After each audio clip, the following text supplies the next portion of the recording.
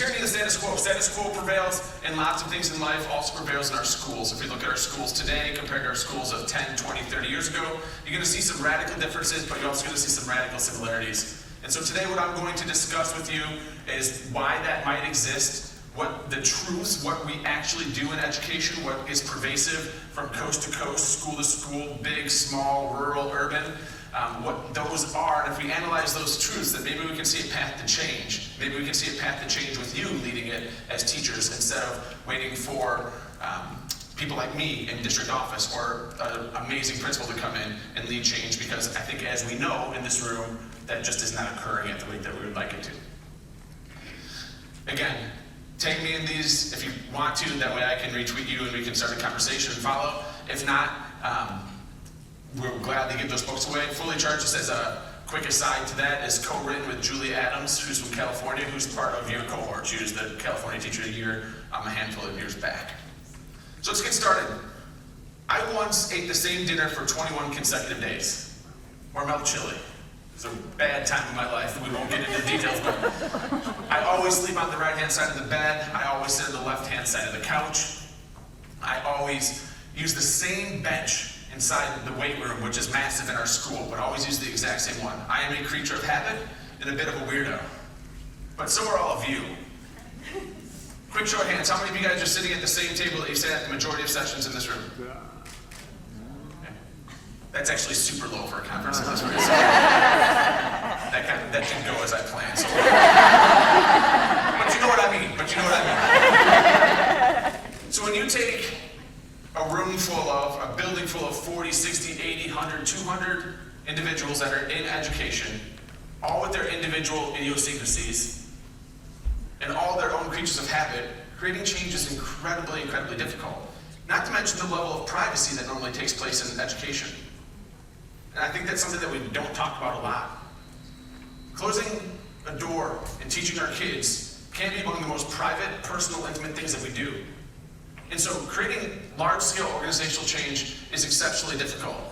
But the call for action is pretty significant. Quick show of hands, how many of you guys know who Elon Musk is? All right.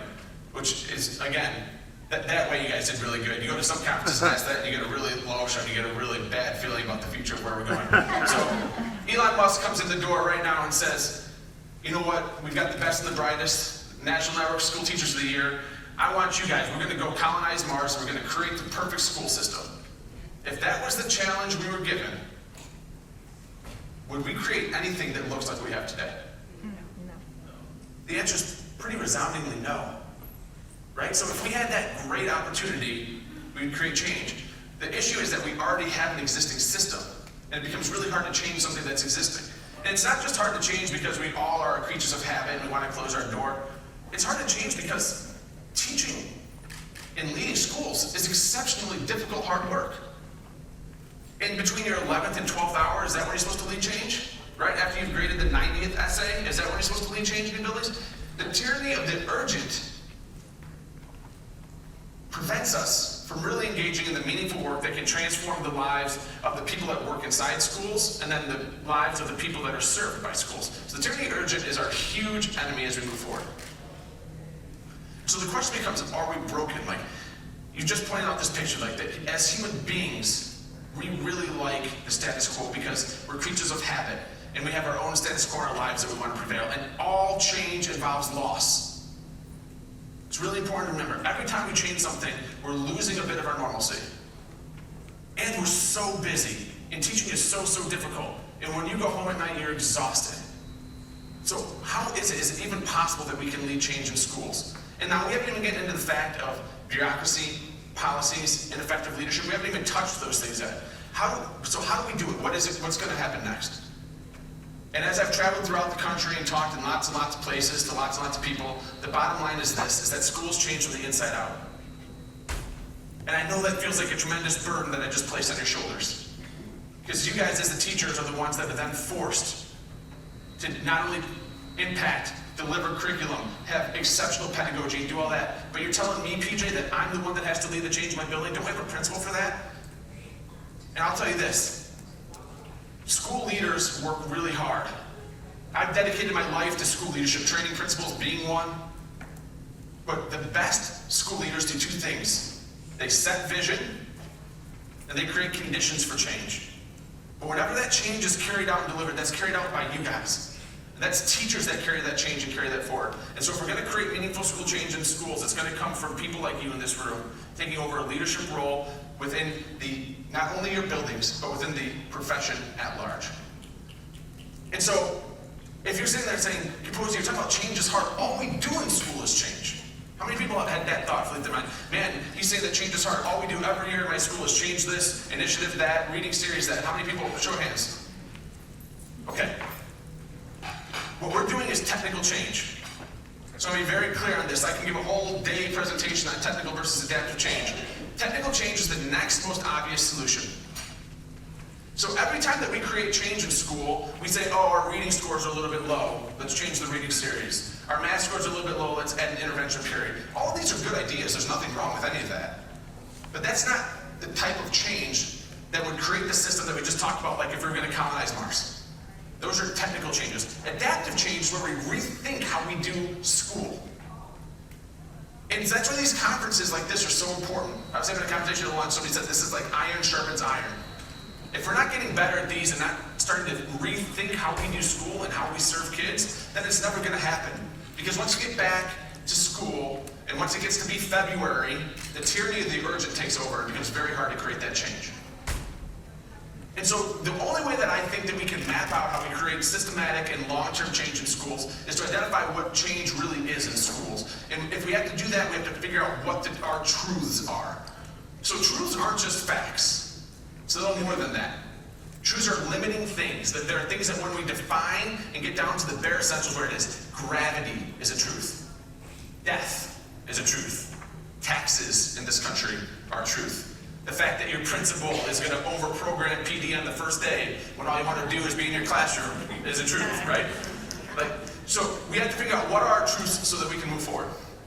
Truth number one, kids change.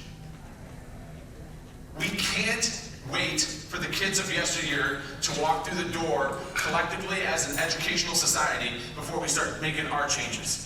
Right? It's a simple formula. Society changes, families change, kids change. Kids change, we should change. The issue is that we're not, for any of my math teachers out there, society is changing at a logarithmic, exponential rate. Schools are changing at a linear pace. We're not keeping up. So how do we do it? So what does that look like more? If you don't think society is changing, I graduated high school 20 years ago. Uber, Facebook, YouTube, none of that existed. And if we don't think it's going to continue to go faster and faster and accelerate, AR, VR, you don't think that's going to change? You don't the way that the internet turned the world upside down, the way that 20 years ago my dad was betting against email, the way that education conferences 5 years ago were betting against social media, if I would have done this giveaway 5 years ago, some conferences weren't going to let me do it. We're going to continue to evolve and continue to go faster and faster and faster. I'm going to give you guys a second to read this quote. It's one of my favorite quotes.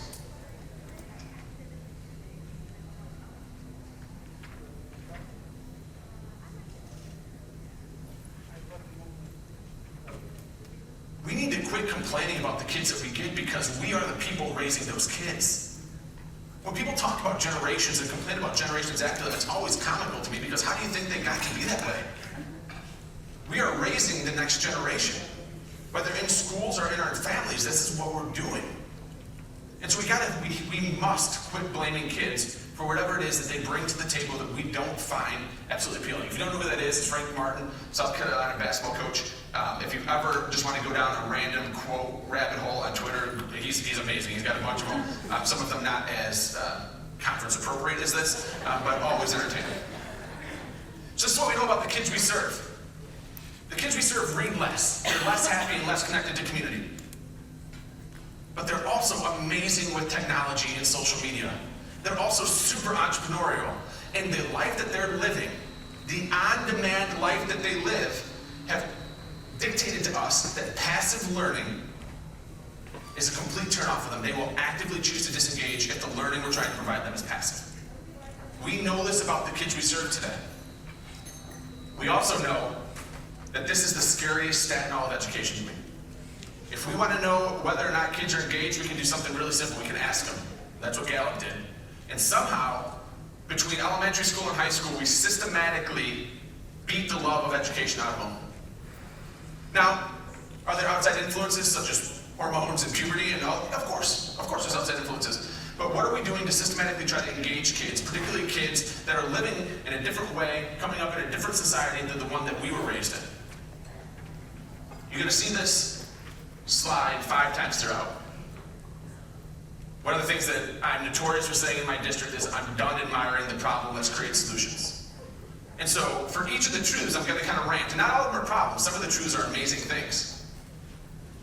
But we have to kind of really kind of get deep on the problem before I can present some solutions as to how I suggest we move forward and how I suggest that you guys move forward as teachers to lead that change. The first one is that we have really limited overall educational expertise on what engagement with students look like. Now, in this room, I don't think that's the case. But I know, going from district to district to give opening day presentations like this and working with teachers, I say, can you define engagement for me? Can you somehow tell me how to quantify it? And then I'll ask their direct supervisor the same thing, and they're speaking completely different languages. Sometimes one of them's right, and sometimes neither one of them's right. So the first thing we have to do if we want to talk about re-engaging today's learners in school is understand what engagement looks like. And engagement is not compliance. Some of you guys are being super compliant right now. You're looking at me, you smile when everyone else smiles, and you have no idea what I'm saying. So thank you, I guess. Now's your cue to re-engage. But engagement involves critical thought. Engagement means that we are forcing people to form critical thoughts and to analyze, evaluate, synthesize thoughts in their mind. If we're not pushing them to that upper level of Bloom's, upper level of DOK, then we can't have engagement. The second thing we have to do is embrace the device. We have to quit fighting this fight. I know the data. I know that achievement goes down when we allow kids to have certain devices in front of them. I get it. But we cannot, and I mean this as an imperative, we cannot have school be the least real-world place that kids experience on a daily basis. The kids deserve to have the tools of the day in their hand. And if we can't figure out how to engage them with them, that's our fault, not theirs. And if you guys, anyone wins the book, this is really the thesis of the book, is that we've got Maslow before we bloom, and we've got Maslow before we bloom not only for our kids, we've got Maslow before we bloom for our parents, we've got Maslow before we bloom for our staff. All right, so if we're not taking care of people, then there's no way that we can expect them to learn at extremely high levels. So I was scrolling through my Twitter feed yesterday, sitting at the tiki bar, which is amazing. The Eagle on Tap is highly recommended. And somebody said, the day I quit judging my students was the day that a student walked up to me and said, my mom died this morning and I didn't know where to go, so I came here. Wow, it's a dose of perspective, right? We have no idea what our kids are living through. And I will tell you that our kids, in many cases, are experiencing the real world far more than we are experiencing the real world. And so as we talk about, we need to prepare them for the real world, and their jobs aren't going to let them have their phones out, their jobs aren't going to let them retake. Their real world is so far more than ours in so many cases that we need to make sure that we are feeding their Maslow.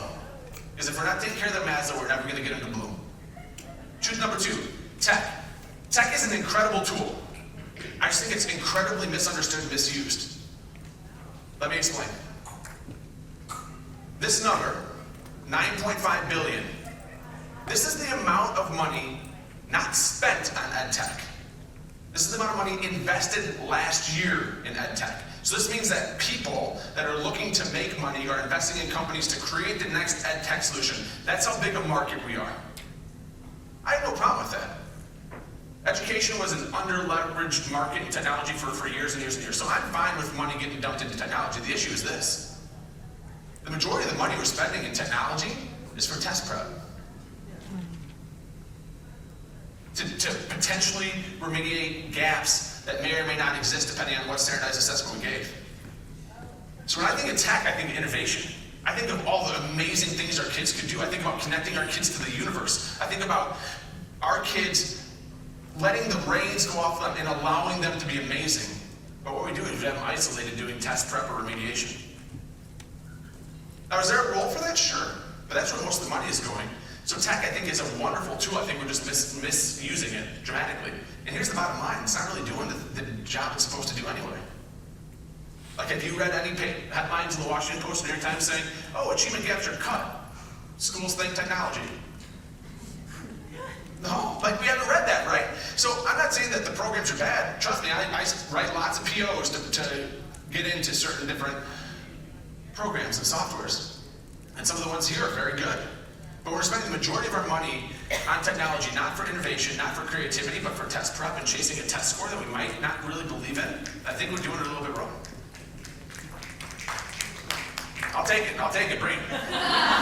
All right, so this is, if I said, all right, you just complained about how we use tech, Caposey, tell me how I should use tech as a teacher. How can I teach other teachers to teach tech? I can do it in 3 slides. 3 slides. This is how we typically use tech, is we use tech to we're feeding in information, we're sucking it out. So info regurgitator, lower level of balloons, lower level of DOK, bring it out. I'd be happy if we got to problem solvers with technology. Right? So if we use technology then to really solve really complex, deep problems, ideally problems of society, right? Link them to a larger community, because we know our kids of today are not part of our larger communities because they're choosing to isolate themselves. But this is where we should be with tech. Our kids should be finding the problems. Our kids should be finding, identifying, based on their passions, based on what has happened to them, based on whether society has been fair to them or unfair to them, and creating solutions to problems that they find. That's what technology should be used for. I speak a lot on a journey to personalized learning. It's one of the presentations I give. What has happened with technology is that instead of personalized learning, we've gotten personal learning. There's a dramatic difference. So what we've done with technology is we've isolated it down to learning being driven to one kid. If we do it well, we can connect with all the kids in the class or school, right? So if you are a Google certified teacher, there's lots of free platforms in which we can connect the kids in the classroom or within the school. But we're doing it right. Why are we connecting kids to the whole world? What author is going to say no?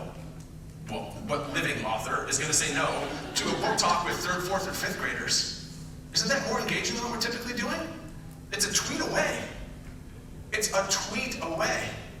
It's a text away. The world is at our fingertips. So this is really the whole synthesis of what we should be doing with technology, in my opinion. We should be asking kids to curate information. So take information from a multitude of sources. Decide what is valid, what is invalid, then create their own opinion.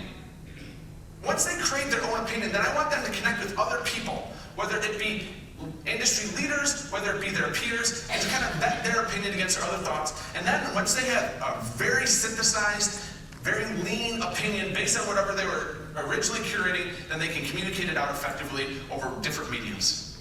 If we use technology for those reasons, and almost all the platforms that allow us to do this are free. They're not the pay programs.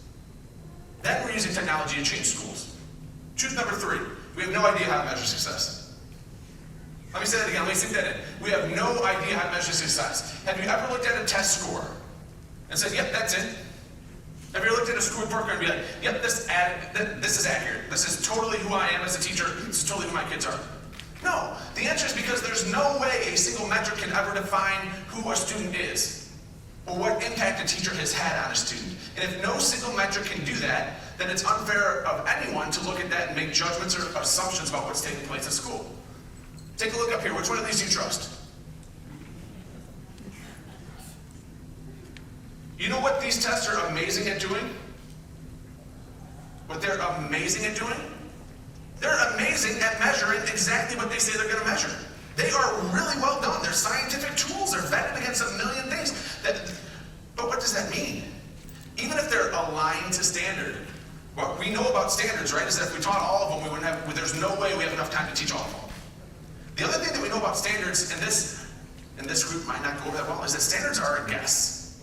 Now, they're a really well-educated, thought-out, intricately vetted guess as to what kids need to know and be able to do to be successful at the next level. So all these tests do is measure how well kids are doing, kind of, at what the guess is. And then it all leads to this big guy, right? How many people love when the NAEP data comes out?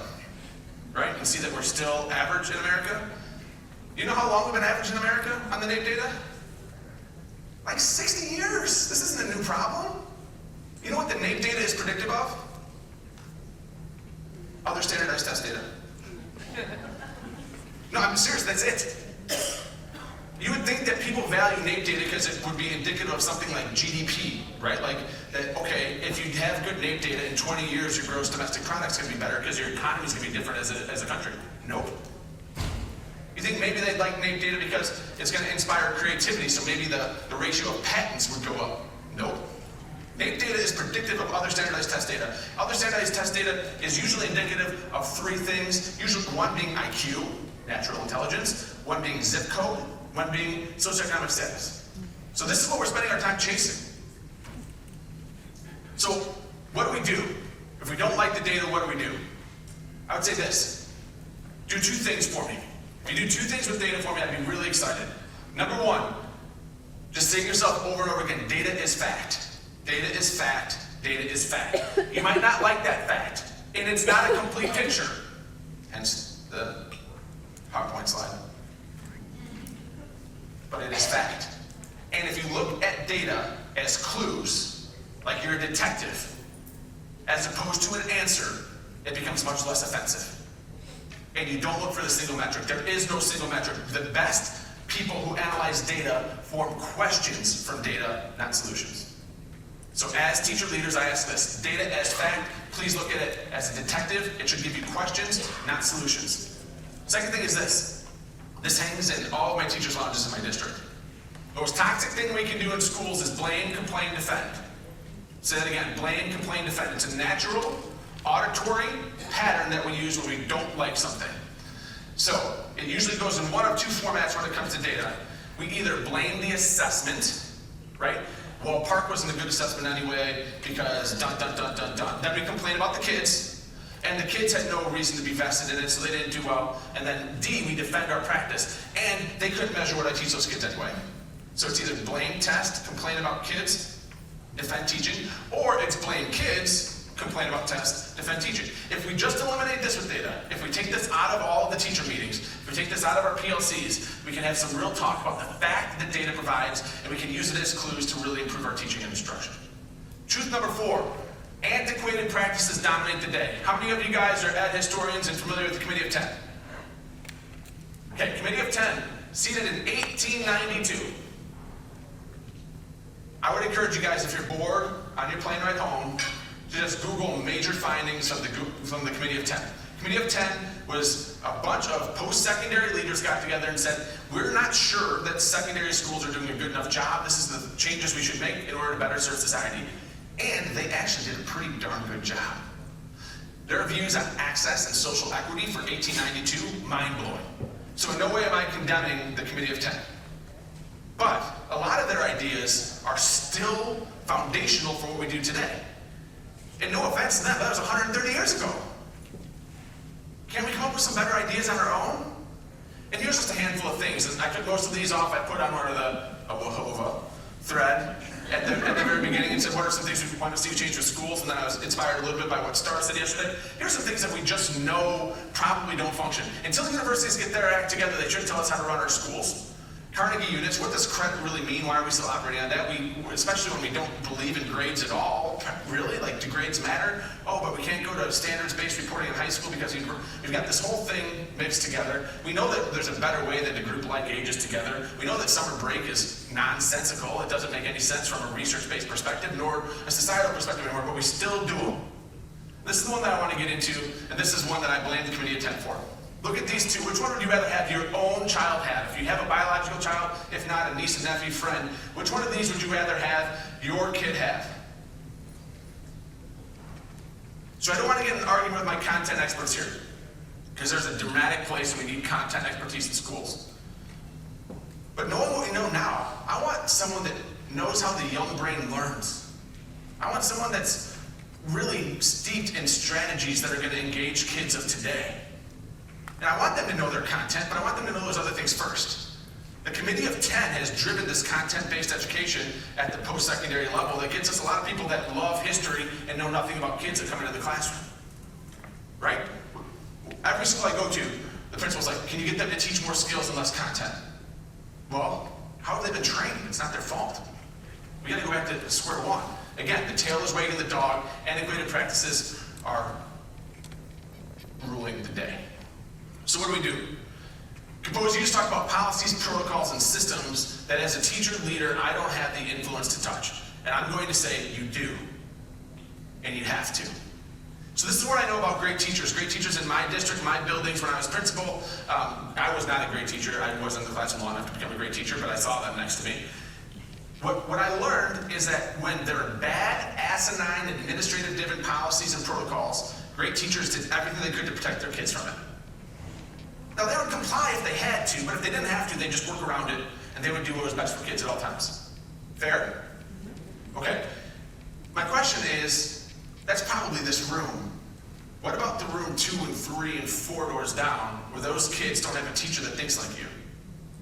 And if you're not the one leading that change, if you're not the one being the positive neg on the side of your administration or your board, saying, why are we doing the things we're doing? I guarantee you things are not going to change. And a lot of times things aren't going to change because administration is scared of the teacher reaction. Even the negative things we're doing to teachers, we're afraid to change because, well, I don't want to change one more thing. If we don't start having that dialogue, if you're not to see the change, we're not ever going to make the progress we need to make. Question everything. If you went back and just asked why, if you became a 3-year-old, you would find that many of the reasons, nothing in schools are made up by anyone smarter than us, right? This is Steve Jobs' quote. Nothing here is made up by anyone smarter than us. If we kept asking why, a lot of times the reason is not what's best for kids, it's what's best for adults and what's best for logistics. And the only people that have the opportunity to change that are us. It has to come from within. And truth number 5 is that you matter. Teachers matter so much. And the work is exhausting. You guys are getting back to what I'm looking at. Like this is, you had some sun in Orlando, a few cocktails by the pool, you're getting back to the one on the left. But this is how you guys look, especially in February. Like the superintendent calendar is just different. When I look at my teachers in February, I feel so bad for them. The job is hard. The job is so hard. And we don't realize how much we matter. So not that I needed data to tell you guys, the best teachers in the country, that teachers matter, but you do. Great teachers change the trajectory of kids' lives. Plain and simple. Great teachers change the trajectory of kids' lives. Doesn't say anything out here about great principals. And principals are more influential than superintendents. I'm at a very low influence position in my district. Again, my job is to set vision and create conditions for change. To allow teachers to feel free to fail. To allow teachers to know that if they fail relatively grand, I know it's because they trust me and trust the process, they're going to be great someday. So what can we do? What can we do? Number 1, we have to take care of you guys. How many of you guys take the mental health breaks that you need? How many of you guys are getting your buckets filled to work? You can't pour from an empty cup. You cannot pour from an empty cup, and I guarantee that too many of our best teachers are getting run into the ground. And if you take it back from our best teachers, too many of our new teachers are getting run into the ground. And we are somewhat to blame. A couple things we do that we need to stop. One is the martyrdom of teaching. You don't have to be 12, 14 hours a day to be outstanding. We have to quit having that rhetoric. We have to quit having that rhetoric. We have to quit feeling guilty for not picking up a book for 3 weeks during the summer, if that's what we need to do to recharge. We have to give ourselves permission to be human and to recharge our batteries. The second, and Joe Sanfilippo does an amazing job with this when he speaks, if we could eliminate justa from the verbiage of our teachers, I think we'd be doing ourselves a much better job. If I hear just a teacher, after I introduce myself as a superintendent, one more time, I think I'm going to be ill. We're not just a teacher, it's the best, most important job in the world. Literally, society needs to be better.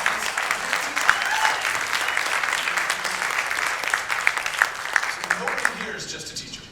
Nobody. Number 2 is we have to raise our expectations, not of ourselves, of our peers. Right? And if we do not expect excellence from our peers, and we're expecting something to change, then it's just not going to happen.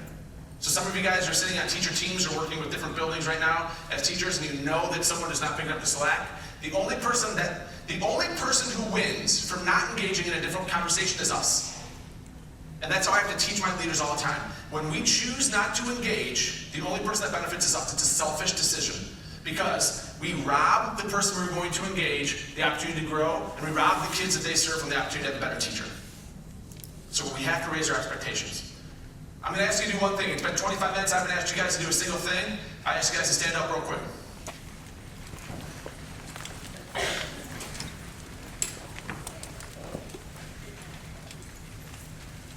All right.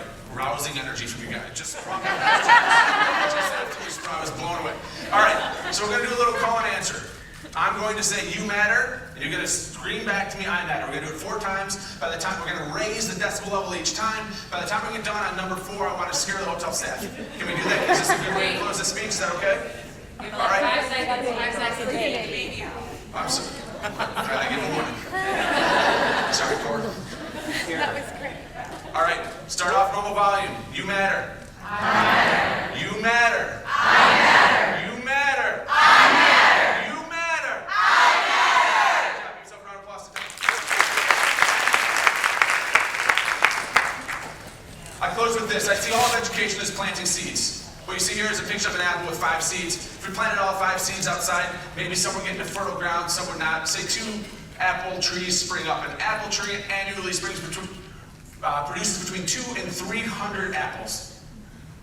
If you planted each one of those seeds, over time, in your lifetime, you can produce an infinite number of apples. And that's what I see education as. Every day we're planting seeds. And we're trying to do our best to make that soil fertile and to water those seedlings and take care of them and hopefully but we never know which ones are going to take. We just keep doing the work and keep trying to change the trajectory of kids' lives and influence systems so that the entire system can change so that more kids can be impacted. So I applaud you every day for planting your seeds. And I want to tell you that what I did today is hopefully plant a few seeds with you. My name is Caposey. Thank you for your time.